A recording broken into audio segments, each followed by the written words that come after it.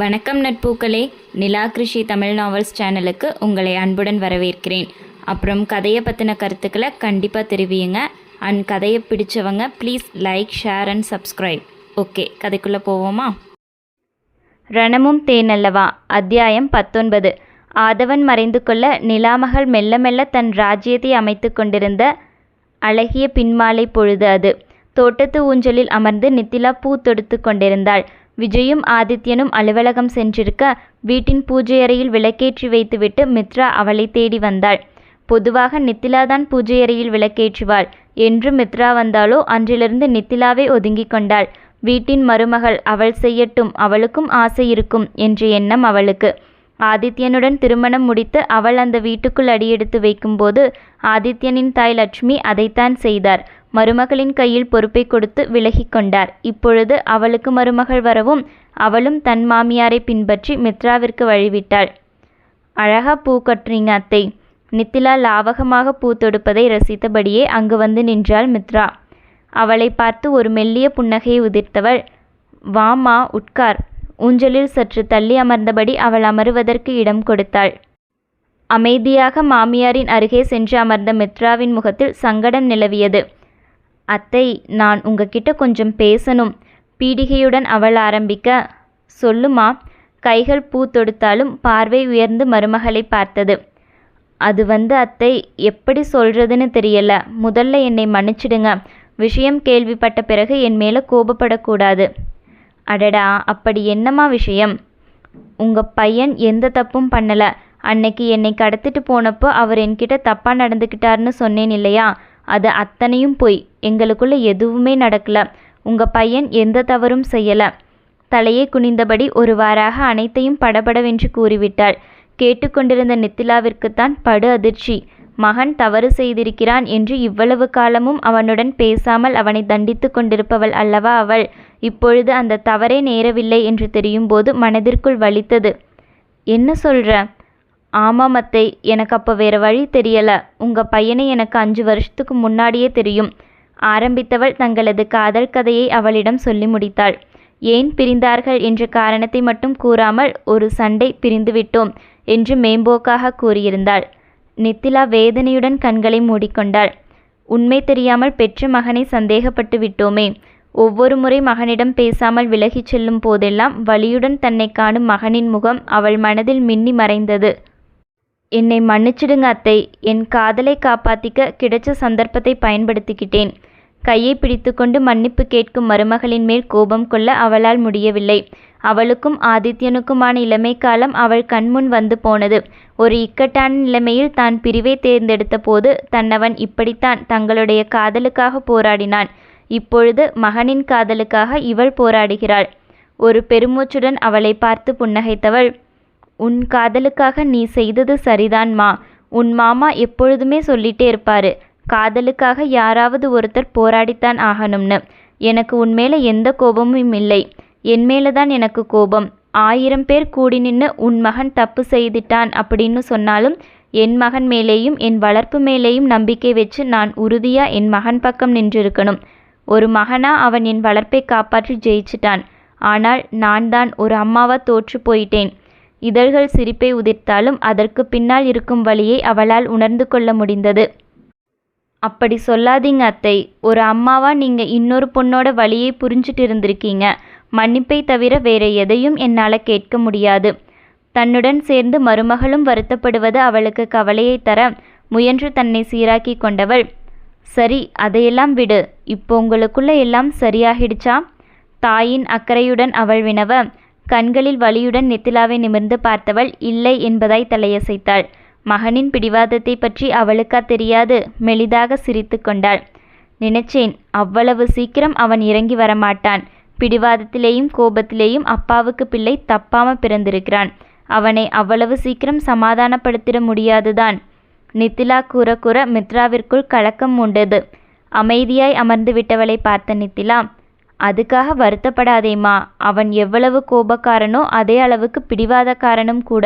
உன்னை நினைச்சால் அதிலேயே உறுதியாய் நிற்கிற ரகம். அவன் உன்னை காதலிச்சிருக்கிறான். அவ்வளவு சீக்கிரம் அந்த காதலை விட்டுத்தர மாட்டான் என்றாள். ஆனால் அத்தை, என் கூட முகம் கொடுத்து கூட பேச மாட்டேங்கிறார். வேண்டாத பொண்டாட்டி மாதிரி ரூம்குள்ளே போனாலே முறைச்சிட்டு தான் இருக்கிறாரு. அது அவனுடைய கோபம். அந்த கோபம் அவனுடைய காதலை மறைச்சிருக்கு. அவனுடைய மனசில் அந்த காதல் இன்னமும் அப்படியே தான் இருக்கும். அன்னைக்கு அத்தனை பேருக்கு முன்னாடியும் நீ அவனை குற்றம் சொல்லும் போதும் கூட எதுவும் பேசாமல் அமைதியா நீ சொன்ன பொய்க்கு துணையா நின்னானே, இதிலிருந்தே தெரியலையா அவன் உன்னை காதலிக்கிறான்? அவன் நினைச்சிருந்தா ஒரு செகண்ட்ல இந்த கல்யாணத்தை நிறுத்தி இருக்கலாம். ஆனால் அவன் அதை செய்யல. அமைதியா நீ இழுத்த இழுப்பிற்கு வளைஞ்சு கொடுத்தான். மனசுல காதல் இல்லாமலா இதை பண்ணியிருப்பான்? அந்த நம்பிக்கையில தான் சொல்றேன். நீயும் நம்பிக்கையோட போராடு. அவனுடைய கோபத்தை ஏதாவது செய்து போக்க பாரு. நீளமாய் அறிவுரை கூறினாள். அதைத்தான் எப்படி செய்ய போறேன்னு தெரியல அத்தை. மலங்க மலங்க விழித்த மருமகளை பார்த்தவளுக்கு பாவமாகத்தான் இருந்தது. அன்புடன் அவளது தலையை நீவிவிட்டவர், உன் காதலை ஓயாமல் அவனுக்கு உணர்த்திட்டே இரு, அது போதும். ஒரு கட்டத்தில் அவனை திரும்பி பார்ப்பான். ஆதுரத்துடன் கூறியவரை பார்த்து மென்மையாய் சிரித்தவள் எழுந்து சென்று விட்டாள். விஜயின் கார் உள்ளே நுழைந்தது. விஜய்! காரை விட்டு இறங்கி வீட்டுக்குள் செல்லப்போன மகனை அழைத்தாள் நித்திலா. அவன் தவறு செய்தான் என்று தெரிந்த நாளிலிருந்து நித்திலா அவனுடன் பேசுவதில்லை. இன்று தாய் அழைக்கவும் மகிழ்ச்சியுடன் அவளை நோக்கி நடந்தான். அம்மா! தாயின் மடி தேடும் கன்றாய் அவன் அழைக்க அவள் விழிகளில் கண்ணீர் குளம் கட்டிவிட்டது. வா! இரு கைகளையும் நீட்டி அவள் அழைக்க அடுத்த நொடி அவளது மடியில் தலை வைத்து படுத்துக்கொண்டான் அந்த மகன். இருவரும் வெகுநேரம் பேசிக்கொள்ளவில்லை. அவ்வளவு காலமாய் மனதில் அழுத்தி கொண்டிருந்த பாரத்தை ஒருவரது அருகாமையில் மற்றவர் இறக்கி வைத்து கொண்டிருந்தனர். சாரிடா கண்ணா, அம்மா உன்னை நம்பியிருக்கணும். தன் மடியில் படுத்திருந்த மகனின் நெற்றியில் பாசத்துடன் முத்தம் வைத்தாள் நித்திலா. சட்டென்று நிமிர்ந்து தாயின் கண்களை பார்த்தவன், மித்ரா எதுவும் சொன்னாளா என்று வினவினாள். அவள் ஆம் என்பதாய் தலையசைத்தாள். விடுங்கம்மா, அந்த சூழ்நிலையில யாராயிருந்திருந்தாலும் கோபப்படத்தான் செய்வாங்க. உரைத்தவன் எழுந்து அமர்ந்தான். அப்பொழுதும் அன்னையின் முகம் தெளியாமல் இருப்பதைக் கண்டவன், அம்மா, நம்ம ஊஞ்சலாடி எவ்வளவு நாளாச்சு, வேகமா ஆடுவோமா? மகன் கால்களை எக்கி வேகமாக ஊஞ்சலாடுவது அவளுக்கு மிகவும் பிடிக்கும். எனவே அடிக்கடி மகனுடன் அமர்ந்து கொண்டு ஊஞ்சலாட சொல்லுவாள். இன்று அவன் அதை ஞாபகப்படுத்தவும் அவளும் தன் கவலையிலிருந்து வெளிவந்தவளாய் மகிழ்ச்சியுடன் தலையாட்டினாள். ரெடி, 1 2 3. கால்களை எக்கி அவன் வேகமாய் ஊஞ்சலாட, ஹே விஜய்! குலுங்கி சிரித்தபடியே மகனை கெட்டியாக பிடித்து கொண்டாள். சரியாக அந்த நேரம் ஆதித்யனின் கார் உள்ளே நுழைந்தது. தோட்டத்தை தாண்டி நடைபாதையில் ஓடிக்கொண்டிருந்த காரில் அமர்ந்திருந்தவனின் கண்கள் மனைவியைத்தான் அழுத்தத்துடன் முறைத்து கொண்டிருந்தது. அவன் அப்படித்தான். சிறுவயதிலிருந்தே அவள் மகனுடன் சேர்ந்து ஊஞ்சலாடும் போதெல்லாம் பொறாமையுடன் அவளை முறைத்து கொண்டுதான் இருப்பான். மகன் வளர்ந்த பிறகு அவளுடைய முக்கால்வாசி நேரம் அவளது செல்ல மகனுடன் தான் கழிந்தது. மீறி அற்பமாக கிடைக்கும் தனிமையிலும் அவளுடைய பேச்சு மகனை சுற்றித்தான் இருக்கும். அவனுக்கு சுற்றென்று பொறாமைதான் எகிரும். சொல்லப்போனால் மகள் வந்த பிறகும் கூட நித்திலாவின் முழு கவனமும் மகன் மேலேதான் இருந்தது. அவள் செய்யும் ஒவ்வொரு விஷயமும் மகனை முன்னிறுத்தித்தான் இருக்கும். முதல் குழந்தை என்பதாலா இல்லை 4 வருடங்களுக்கு பிறகு கிடைத்த முத்து என்பதாலா தெரியவில்லை, மகன் மீது அவளுக்கு அலாதி பிரியம்தான். அன்றும் முறைத்து கொண்டு ஆதித்யன் வீட்டிற்குள் நுழைந்துவிட நித்திலாவின் இதழோரம் ரகசிய புன்னகை உருவானது. கணவனின் இந்த கோபத்தை தணிக்கும் வித்தை அவளுக்கா தெரியாது. இத்தனை வருட காதல் வாழ்க்கை எதை செய்தால் அவன் உருகுவான் என்பதை அவளுக்கு நன்கு கற்பித்திருந்ததே. போதும்டா கண்ணா, உன் அப்பா வந்துட்டார். கணவனின் அடியை பின்பற்றி அவள் வேகமாய் உள்ளே விரைந்துவிட பார்த்து கொண்டிருந்தவன் பெருமூச்சு விட்டு கொண்டான். அவன் மனதில் தன் மனைவியின் நினைவு எழுந்தது. எனக்கும் தான் வந்து வாய்ச்சிருக்கிறாளே, புருஷன்காரன் ஆஃபீஸ்லேருந்து வந்துட்டான், வந்து எட்டி பார்ப்போம்னு தோணுச்சா? மனதிற்குள் புலம்பியபடியே அவனும் வீட்டிற்குள் நுழைந்தான். மெத்தையின் விரிப்பை சரி செய்து கொண்டிருந்தாள் மித்ரா. படுக்கையை நீவிவிட்டு தலையணை உரையை மாட்டி மெத்தையில் போட்டவளின் பார்வை கணவனின் மேல் படிந்தது. கட்டிலருகே நின்று தண்ணீர் குடித்து கொண்டிருந்தான். கையில்லாத பனியன், ஷார்ட்ஸ் மட்டும் அணிந்திருந்தவனின் ஆண்மை அவளை ஈர்த்தது. அலையலையான கேசம், அகன்ற நெற்றி, அழுத்தமான உதடுகள். ஆராய்ந்து கொண்டு வந்தவளுக்கு ஒரு ஏக்க பெருமூச்சு எழுந்தது. பால்கனி கதவு வேறு திறந்து வைக்கப்பட்டிருக்க சில்லென்ற காற்றோடு முழுநிலவின் ஒளியும் பளீரென்று படுக்கை அறைக்குள் பாய அவளுக்குள் மோகம் கிளர்ந்தது. மோகமும் தாபமும் ஆண்களுக்கு மட்டும்தான் சொந்தமா என்ன? கணவனின் ஆண்மை கலந்த கம்பீரம் அவன் வேண்டும் என்ற தாபத்தை அவளுக்குள் கிளப்பிவிட ரசனையாய் அவனையே வைத்த கண் வாங்காமல் பார்த்து கொண்டிருந்தவளின் மனதில் ஒரு பாடல் உதயமானது. அவளுக்குத்தான் மனதில் பாடல் தோன்றிவிட்டால் என்ன இடம் என்று கூட பார்க்காமல் பாடிவிடுவாளே, அப்பொழுதும் பாடிவிட்டாள். எடுத்து வச்ச பாலும் விரிச்சு வச்ச பாயும் வீணாகத்தான் போகுது, அந்த வெள்ளி நிலா காயுது.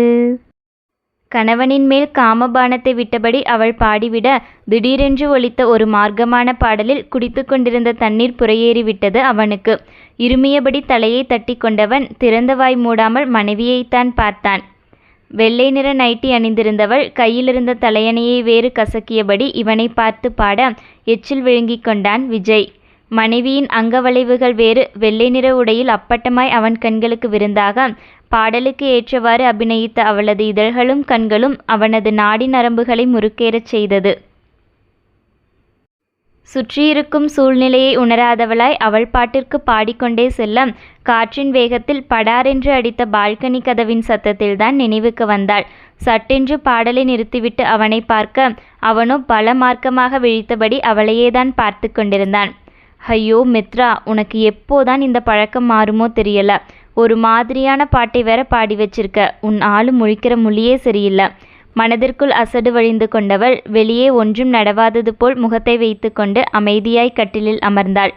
உதட்டை குவித்து மூச்சு விட்டு கொண்டவன் தனக்குத்தானே தலையாட்டியபடி கட்டிலில் அமர்ந்து இருவருக்கும் நடுவில் தலையணைகளை அடுக்க ஆரம்பித்தான். அதை கண்டவளுக்கு கோபம் வந்துவிட்டது. இப்போ எதுக்கு நடுவில் தலையணையை அடுக்கிறீங்க? அவளை நிமிர்ந்து பார்த்தவன் ஒன்றும் பேசாமல் மீண்டும் தலையணையை அடுக்குவதில் மும்மரமாக. கோபமுற்றவள் ஒரு தலையணையை எடுத்து தூக்கி எறிந்தாள். உங்களைத்தான் கேட்கிறேன் விஜய். நீ ஏனோ ஒரு மார்க்கமா இருக்கிற. நீ பாடுற பாட்டெல்லாம் சரியில்லை. எங்காவது என் மேலே பாஞ்சு ரேப் பண்ணிட்டேனா என்ன பண்ணுறது? அதுதான் சேஃப்டிக்கு தலையணை அடுக்கி வைக்கிறேன். இது உங்களுக்கே ஓவரா தெரியலையா? நான் பேச வேண்டிய டைலாக்கை எல்லாம் நீங்கள் பேசிட்டு இருக்கீங்க. அவளுக்கு எரிச்சலாய் வந்தது. தலையணையை நீளமாய் அடுக்கி முடித்தவன் திருப்தியுடன் படுக்கையில் சாய்ந்தான். இதை நடுவில் வச்சாலும் காலையில் என் மேலே தான் குப்புறப்படுத்து தூங்குறீங்க. அப்புறம் எதுக்கு வீணா சீன் கிரியேட் பண்ணணும்? உரைத்தவள் நடுவில் இருந்த தலையணைகளை தூக்கி எறிந்ததும் இல்லாமல் அவன் அருகே நெருங்கி படுத்து கொண்டாள். ஏய், கிட்டே வர்ற வேலையெல்லாம் வச்சுக்காதே. விரலை நீட்டி அவளை மிரட்டியபடி எழுந்து அமர்ந்தான் அவன். ஏன் மாமு, கிட்டே வந்தால் மூடாகுதா? ஒய்யாரமாய் உடலை வளைத்தவள் கண்ணை சிமிட்டி வைக்க, மண்ணாங்கட்டி. பல்லை கடித்தவன், நான் தான் ஏற்கனவே சொன்னேனே, படு செக்ஸியாக ட்ரெஸ் பண்ணிட்டு என் முன்னால் வந்து நின்னால் கூட எனக்கு உன் மேலே எந்த உணர்வும் வராது. கூறுவது அபத்தமான பொய் என்று அவனுக்கே தெரியும். இருந்தும் ஒத்துக்கொள்ள மனம் வராமல் வீம்பு பிடித்தான் அந்த பிடிவாதக்காரன். அவனை ஒரு மார்க்கமாக மேலிருந்து கீழ்வரை ஆராய்ந்தவள், அதுதான் பார்த்தாலே தெரியுதே. ரகசியமாய் அவனிடம் எதையோ உணர்த்தி கண் சிமிட்ட, அவள் எதை கூற வருகிறாள் என்று அவனுக்கா தெரியாது? ராட்சசி. பல்லை கடித்தவன் போர்வையை போர்த்தி கொண்டு படுத்துவிட்டான். அவளது சிரிப்பு அவனை தொடர்ந்தது.